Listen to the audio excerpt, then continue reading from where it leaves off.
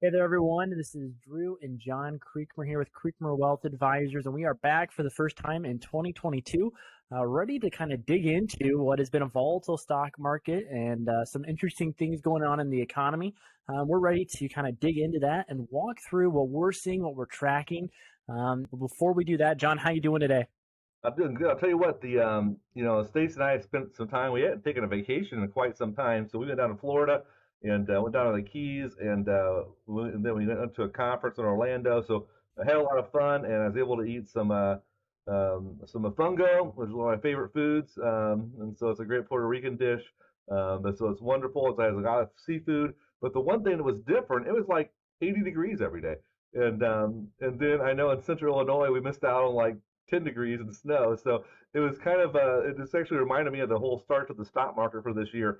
How it's kind of chaotic right now, and a lot of ups and a lot of downs, and it just reminded me that hey, this stuff happens every now and then. It And does. so It does. And, John, we were talking about this before we hopped on here, talking about this chart that we looked at, and we're saying, hey, from 1928 to 2021, what percentage of years do we see a 5% or larger decrease? Which right now, the S&P 500 to start the year was actually down about 5%. And this percentage actually surprised me that 95% of those years, those 92-ish years, we've seen a pullback of 5% or more in the market. And that amount just doesn't feel normal with what we've experienced in the last couple of years. It doesn't. yeah, I tell you, it's about getting back to normal. I know that we had all of our listeners, everyone that's watching, probably remembers back to the things that we talked about last summer, last fall, and different blog posts we have on our site that you probably have seen, and just about hey, the last couple of years have been weird. We have all this huge stimulus that federal governments have been putting into the system. We have all this money that's been coming in from the Federal Reserve and programs that are starting and stopping. But whenever you have that much external influence, it makes things gyrate. So Yeah. volatility is coming back. We've actually talked about that a little bit, that in a prophetic way of saying, hey, this weight is going to come back, and sometimes volatility is good whenever stuff's always moving up, but there's always the downside of that. So historically, just know that we see times of volatility, and Dree had said 95% of the years, going dating back to 1928, we see at least one 5% pullback um, in that 12-month period of time. And some years there's three to five Yeah. 5% pullbacks. And so it happens pretty regular. I think you said the S&P 500 started this year off down about 5%. Um, and man, some days, and we got to talk about this a little bit. Yeah. I mean, there was one day this last week in which the market was up on the S&P 500 like 1.8%, Yeah. and then all of a sudden 11:30 came and it closed down 2%. And so we're seeing intraday volatility is there now. Is that a good thing or a bad thing? We'll kind of walk through that later on, but Yeah. it's not just Yeah. a 5% pull down though, Drew. Is it? It's the 10%, the 20%, the 30 that you see every now and then. Yeah. And we have not experienced one of those larger pullbacks, one of those larger 10 or 20% pullbacks in a couple of years now. So to say we're due would probably be understating it. We are definitely due for a larger pullback. And so let's kind of paint the picture of where we stand economically. We kind of talked about markets already. I think everyone is very much so aware if you go to the grocery store or if you go to the gas pump that inflation is running over 7% for year over year. That is one of the highest numbers going back to the early 1980s that we've ever seen. And so that is a big concern. There's going to need to be some fiscal policy and Federal Reserve policy changes to address that, which is in turn what is driving some of this market gyrations and volatility right now. John, whenever you think about interest rates, I know we've talked about this in months past, but let's revisit the conversation. Why does moving interest rates up, let's just say 0.5%, why is that such a big deal to stock markets and economies at large? I mean, it's a big deal. So I kind of think about a couple of things, Drew. We shut the economy down, and here in the United States, and actually globally around the world, it did. And then all of a sudden, that caused a bottleneck whenever we tried to reopen it. And so there's stuff. I'm not sure how things are in D.C. I mean, in Central Illinois, you go into some grocery stores, you walk around, and it's kind of barren on some of the shelves Yeah. in some of the areas. The same way in D.C. Yeah, it is. It is. And I actually took a video. We might have Mackenzie toss on the screen if the quality's up there. I'm not great with the camera, but it's kind of crazy. You walk in the grocery store and there's like nothing on the shelves, which I guess maybe that's normal in some parts of the world, right? But we're just not used to that here in the U.S. We're seeing We're those not used supply to that chains, at you know. all. I mean, I every day. I don't know if I some of you know this. I drink a lot of sweet tea. I'm not a coffee drinker. I drink sweet tea. And my favorite go-to sweet tea right now is a non-sugar sweet tea from a company in Alabama, where all great sweet tea comes from Alabama or Mississippi. But my sweet tea is actually coming from Milo's. And I go into the store, whether it's Walmart or Kroger or whatever, and the Milo's is pretty much empty. And they say, "Yeah, we can't get it up here. It's kind of a logistical nightmare." Well, we're all experiencing that. And so, whenever there is a decrease in the supply of goods, but the demand is higher, then what happens? Prices go up. And so, no matter how we get to that decrease in supply of goods, it all is in the supply and demand. And so, we have a decrease in supply of goods, and it goes from a lot of areas. So, whether it's steel, whether it's paper products, whether it is medicinal products, whether it's food products, it doesn't matter what it is. If they're having difficulty transporting those items to the ultimate retailer, then all of a sudden that's going to create a supply demand imbalance. And whenever you see that, if there is more demand for a product than what there is supply for a product, then what's going to happen? The price is going to go up. And then all of a sudden, then we throw into that where we're at with labor, where we're at as far as with prices that have been increasing year over year for the last 2 years. There's a push for them to actually increase higher as far as on the minimum wage debate and pricing going on all around the country. Every state's different how they view that and what state minimum wage laws are. But we're seeing wages go up. So wages are going up, supply is going down, which means there's more money, which actually pushes inflation to be higher. So we have the highest recorded inflation rates going back to 1982. That's 40 years. And so with that, as you said, having a high inflation rate for a long period of time has a lot of negative impacts as far as in the overall economy. And right now, wages have gone up, but not as fast as what the price of goods have gone up. And actually, a lot of let's say on the minimum wage scale, if you're going from $12 an hour to $15 an hour in some states, but they're going to phase it in over 3 to 4 to 5 years, that all of a sudden then prices go up 7% this year. Actually, people are making less net money than what they were before we saw the wage increases start to go into effect. And so it's something we have to watch, and it's causing a lot of gyrations in the stock market as far as how we know this is going to happen to play out as far as the Federal Reserve. Yeah. Yeah. And so for the Federal Reserve, what they're planning to do is they're planning to have 3 to 5 interest rate hikes some point in time in 2022. With this being an election year, it'll be interesting to see how that plays out. John, whenever interest rates go up, what happens to one, bonds, and two, what happens or what are we seeing happen with stocks? Yeah. So it's all connected, right? And so if we see interest rates go up, and they're going to go up because of two reasons, quite honestly. One is the Federal Reserve has a number of different tools that they can utilize to make interest rates move up and down. And that interest rates moving up and down really has to go back to the discussion of supply and demand. And so it's about supply of money is what it is. So with Yep. supply of money, if there's less money in the system, then interest rates go up for that money. And so because more of a demand for a lessening supply. So the Federal Reserve, over the last, I'm going to say all back to 2008, they've actually been buying bonds from banks and replacing it with cash or dollars in the system. Well, their plan is to have the bond buying program, which was billions upon billions and billions of dollars a month.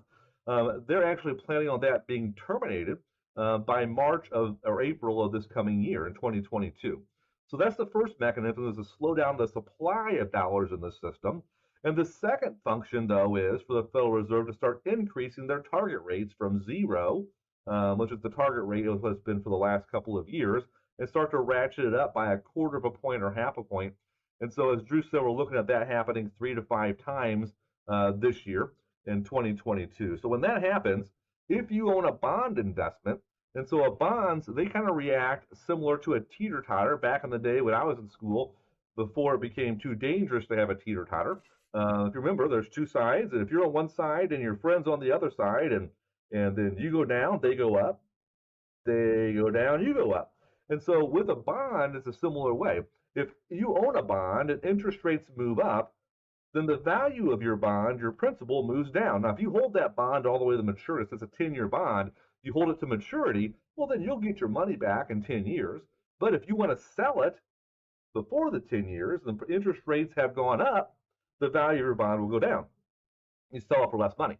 Well, if that's an individual bond, a lot of people, when they buy bonds or have bonds in their portfolio, they're actually buying it inside a mutual fund or exchange traded fund. A mutual fund does not have a stated maturity, the underlying bonds do, but they're really packaged for total return.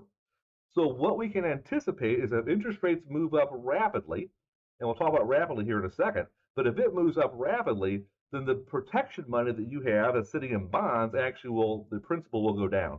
So it's a negative impact as far as on the bonds. Now, as far as stocks, any economic event that happens, there's winners and losers. Yep. And so if interest rates go up, then high growth companies, they don't have a whole bunch of money on the books, just kind of sitting there. The way they grow is that they borrow money to use to fund their expansion efforts. If interest rates go up, that means their cost of borrowing money is going to go up, which means their profitability is going to go down, and stocks ultimately move based upon the profits of companies. Therefore, large company growth stocks and mid-sized company growth stocks should historically have gone down in value in that period of time. Yeah. Now, other companies, let's say that a company has the ability to increase their pricing. So foods, to a certain extent, grocery stores, maybe healthcare providers, different areas where they have the ability. It's called elasticity of price. They can actually increase prices. Companies that can do that, they actually do well in an inflationary environment. So their stock prices historically have gone up in those periods of time. Yeah. So it really depends upon, it's not all stocks, it depends upon what area of the market they're in. Yeah, and I think a great example of this would be a company adjusting their pricing would be Procter and Gamble. They reported earnings a couple of days ago, and they beat pretty considerably on their earnings, and they were in large part able to offset their input costs, the rising input costs, by raising prices. Now, obviously, that's not good for us in the long term as consumers. And so, John, what the Federal Reserve is doing was shrinking their balance sheet and raising interest rates. That's called tightening. In the past, coming out of the 2008 financial crisis, we had a number of cycles of what was called quantitative easing, and then followed by periods of tightening. And McKinsey will put a chart up on the screen for us. I'll show the performance of the S&P 500 relative to the Fed's balance sheet. The Fed, whenever they're buying bonds, their balance sheet is going up. And typically, whenever that happens, the stock market also moves up. And whenever they begin tightening or selling bonds, bringing cash in and raising interest rates, the S&P 500 goes down. So, John, based upon your experience managing money through that period in time, what are our thoughts right now about just kind of what we expect for the market in the year ahead? Yeah. So we really expect a choppy market. And so we know for sure that they're going to end the quantitative easing program. That's what's been put out there at least. And so, Right. and we've seen them really start to decrease it down on a monthly standpoint. As far as increasing of interest rates, that's a month-by-month decision. And so whether we have 3, whether we have 5, the sharpness and severity of those increases is going to play into it as far as historical experience over time. In other words, if they say, hey, we're pushing the nuclear option and we're going to bump up 5 times by half a percentage point each time to really get inflation under control, well, then that would have a large negative impact as far as in shock waves in the system. So we do not anticipate that happening. For a couple of reasons. Number one is that's just not a prudent way to manage as far as the economy. And we can all laugh and debate about how prudent the Federal Reserve has been the last 10 years, but that's a story for another day. And so we think that from what they have talked about, what's been put out there, listening to the Federal Reserve governors, it's going to be more of a quarter of a point increase. It's going to happen over a number of months. And so it'll be a slower, more steady increase. Whenever you see that happening, the markets generally react in a pretty logical fashion. The other thing, which is kind of on the side of it being a slower rollout, is that this is a midterm election year. And at this juncture, we see the Senate is split 50-50. The House is really kind of pretty even, right? We just have a couple of votes on the Democratic side as far as in the House representatives. And then we have the White House on the Democratic side. And so going into a midterm election where it's pretty split and the balance of power is just kind of even, typically we don't want to see an outside force as the Federal Reserve influencing the election. So if they raise rates too quickly, that will have a sharp negative impact as far as overall the economy for a short period of time until we see a reaction. However, that'll be a very recent in the memory of people. When we have high inflation, we have interest rates being wobbly, and if the stock market moves south, well, then that would actually cause people to not vote for incumbents, but actually vote for new people. And so there would be a change in the power dynamic in the politics, and the politicians don't want to see that happening. So they're going to be encouraging more of a balanced approach. So that being said, we think that this year is going to be a year in which we're going to see a resetting economically of things. We do think volatility is here for a little while, at least in the first quarter, until we start to see a little bit of clarity. So we've said before many times, the stock market can handle good news. It knows what's going to happen. It can handle bad news because bad news happens, and all of a sudden it can react. It knows what it is, and now we can kind of see things. What the stock market really cannot handle, which provides the intraday fluctuations that we've seen recently, is when there's uncertainty in the market. Right. And right now, that's the thing. We just make sure we have clarity, and then we'll be able to smooth the ride out. And volatility in the first quarter should pretty much even out. Okay.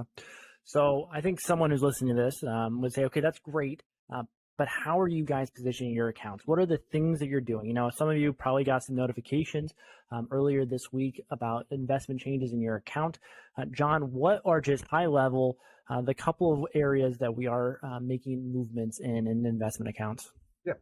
So a couple of things that we're doing, recognizing interest rates are moving up, then value of bonds are going to go down. We have decreased bond market exposure across the board in accounts. And so what that means is the longer the maturity of the bond, the more volatile it is. So we have either decreased the maturities into a very short maturity. So if interest rates go up, well, then the interest rate we earn inside that really short term of really a year or less fund would actually go up with that. Or we've utilized some rising interest rate funds that have the ability to float up if interest rates go up. And the third part of this is we begin to incorporate what's called target outcome ETFs, in which we have some option strategies inside of those ETFs that we're using as a replacement inside bond portfolios that limit us on the downside, but still give us appreciation potential on the upside. So on the protection portion of your portfolio, we have changed the allocations to decrease risk due to interest rates. As far as in the equity portion, the stock market portion, we've also made adjustments for a rising interest rate environment and also an inflationary environment.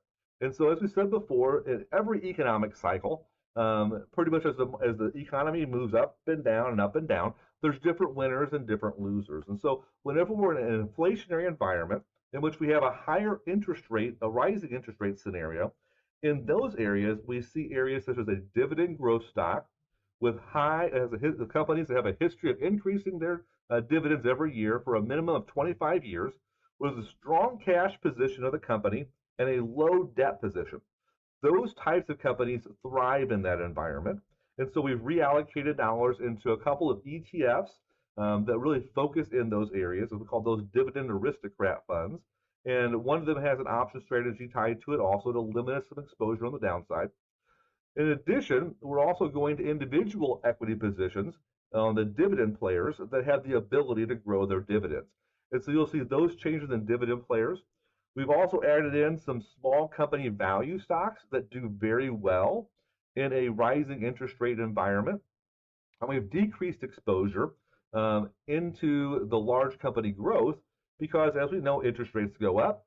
That hurts large company growth because many of those, the growth is fueled by borrowing costs. And so those are some of the changes we made across the board to position portfolios better in 2022, just for the changing economic environment that we're all living in. Yeah. Awesome. So what are some things that people should have front of mind? And we're trying to wrap up here, but I think it would be some good takeaways for people to have as they see markets drop. What are the things that they can do to help them better achieve their financial goals?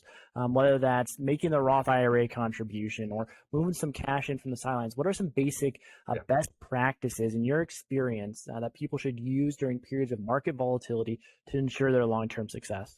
Yeah, the stock market is a phenomenal creator of wealth. And whenever we see for a period of time the market going up and all of a sudden volatility comes back, we then start psychologically starting to hurt ourselves. And so over the last 30 years, I've seen people make some bad emotional decisions that they should not have made. So let's put some principles here in play. Number one, let's focus upon what are our long-term goals or objectives. And so what happens over 3 months or 6 months or one day should not impact you greatly as far as realizing your goals. So let's make sure your goals are properly aligned. Let's have the proper time frame perspective. Now, if you need the money in 6 months, that's a whole different discussion. Right. But as far as those long-term planning goals, let's make sure we have a proper perspective on time.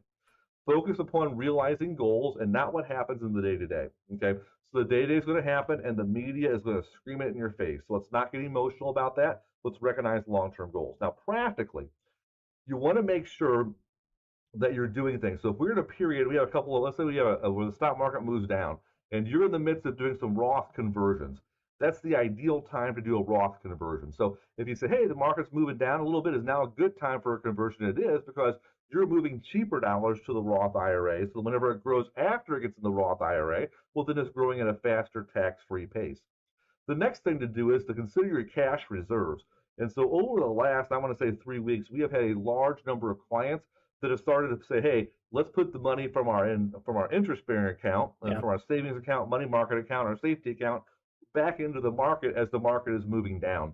And so it gives you the ability to buy high-quality names long-term at cheaper prices. And so use dips in the market as an opportunity to actually start to build out better positions. And so those are two key points. The other one is maintain consistency. So with that, on your ongoing deposits, whether it be in your 401k, on your retirement plan at work, we would actually say in times of volatility, for new dollars going in, maybe bump up the amount you're putting in by 1% or 2. And just say, hey, market's volatile, it's going to drop down from time to time. Let's put an extra 1% or 2 in every year, which gives us the ability to grow faster. Also, let's make some adjustments on how we're investing there. The other one is consistency on deposits in the TD Ameritrade. And so on your brokerage accounts, your mutual fund accounts, I would, if you're setting money aside, not setting aside money monthly, get a hold of the office and say, hey, let's do an automatic deposit, ACH deposit every month on a certain day to have new money going in. So when the markets move down, you can buy it at a lower price. And then also just kind of work through just different ways that you have the ability to save more money in times of volatility. Okay. Awesome. Those are great things to be doing. So if you have any questions that came out of watching us chat here today, by all means, reach out to us. We'd love to talk with you. Or if you're saying, hey, you know what? I haven't made my Roth IRA contribution, or I got some extra funds that I want to start contributing every month, give our office a call and talk to our operations team. They are fantastic at what they do. And they'll be more than willing to help you out. So that's what we had today. John, any last words from you? I'll tell you, the last words is this, guys. I've been doing this in this industry for over 31 years. We've seen highs in the market, lows in the market, uncertainty, stability. We've seen it all. And the people that accomplish their goals are those that focus on keeping the end in mind and say, hey, in the midst of all that, we're going to continue to make quality investments, be consistent in the way in which we're saving and investing money. I say keep your eyes on the end goal, and you will actually have higher level of success. Awesome. Love that. Great. Well, hey, guys, we appreciate your time, and we look forward to talking with you in the future. Have a good one.